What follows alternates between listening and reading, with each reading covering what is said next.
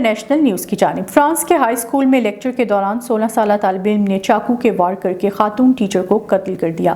غیر ملکی media reports کے مطابق افسوسناک واقعہ فرانس کے قصبے سینٹ جین ڈی لیف کے ایک ہائی اسکول میں پیش آیا، جہاں 52 سالہ ٹیچر ہسپانوی زبان کی کلاس لے رہی تھی کہ جماعت میں موجود ایک 16 سالہ طالب علم نے ان پر چاقو سے حملہ کر دیا۔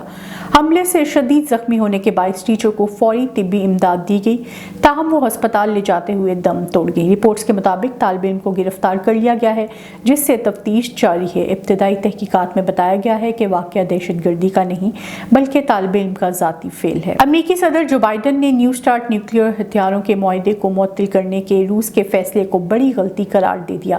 روسی صدر ولادیمیر پوٹن نے روسی عوام کے ساتھ اپنے خطاب میں معاہدہ ختم کرنے کا اعلان کیا تھا۔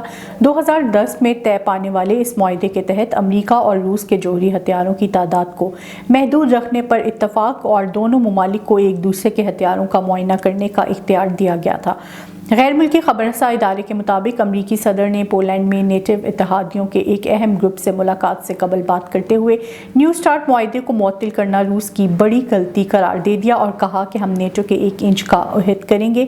آرٹیکل 5 ایک مضبوط عہد ہے جو امریکہ نے کیا ہے۔ آرٹیکل 5 کے مطابق نیٹو کے کسی بھی رکن ملک پر حملہ سب پر حملہ سمجھا جاتا ہے اور اس کے لیے مشترکہ رد عمل کی ضرورت ہوتی ہے۔